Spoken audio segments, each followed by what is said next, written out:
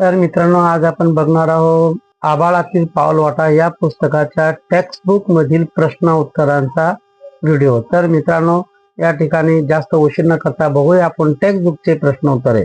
प्रश्न पहिला अ, पक्षी स्थलांतराच्या अभ्यासाचे वाळे अडकवण्याच्या पद्धतीचा घटनाक्रम लिहा।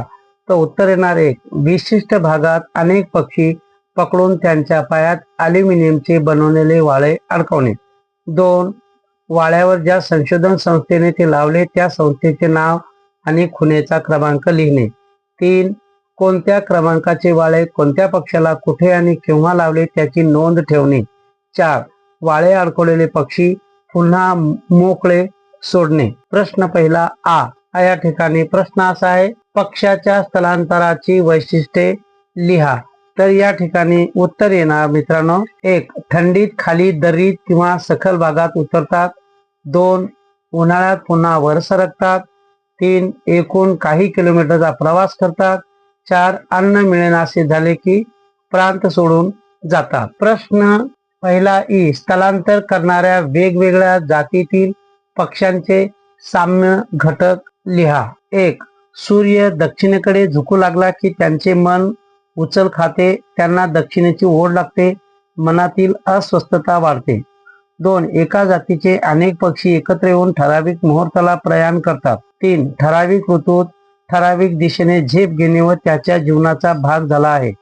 चार, वसंत आला की सगळे पक्षी अनामिक ओढीने उत्तरेतल्या घराकडे निघतात।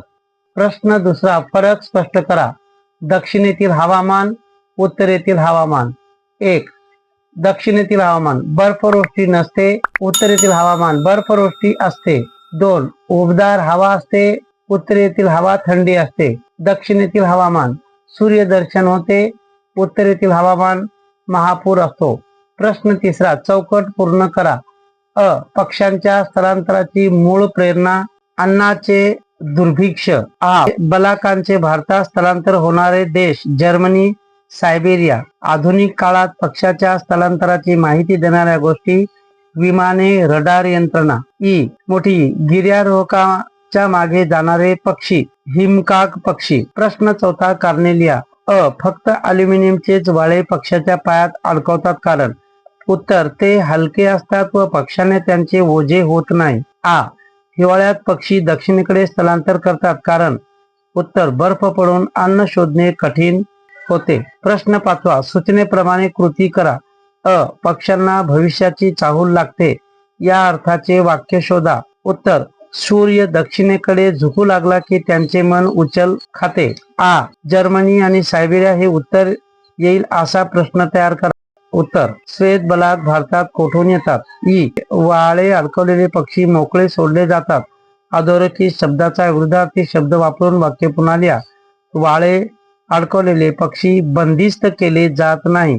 बंदिस्त केले जात नाही हे उत्तर आहे, अंडरलाईन करा। प्रश्न सहावा, स्वमत।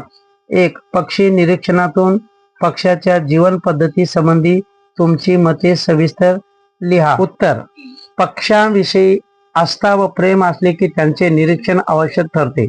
पक्षी निरीक्षणामधून पक्ष्यांबद्दल अधिक माहिती मिळतेच, पण पक्षी जगताविषयी कुतूहलही निर्माण होते। पक्ष्याचा आकार, रंग, रूप, शारीरिक ठेवण, पिसारा व त्यांच्या सवयी जाणून घ्यायला हव्यात।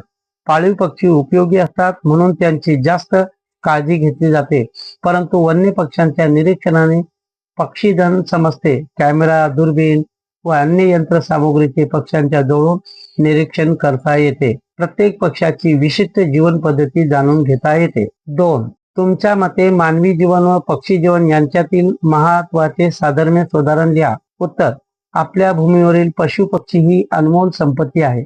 मनुष्य देखील निसर्गातील एक प्राणी आहे। क्ष म्हणजे पंख यावरून उडणाऱ्या सजीवाला पक्षी म्हणतात। हा एक फरक सोडला तर पक्षी जीवन व मानवी जीवन यात खूप साम्य आढळते।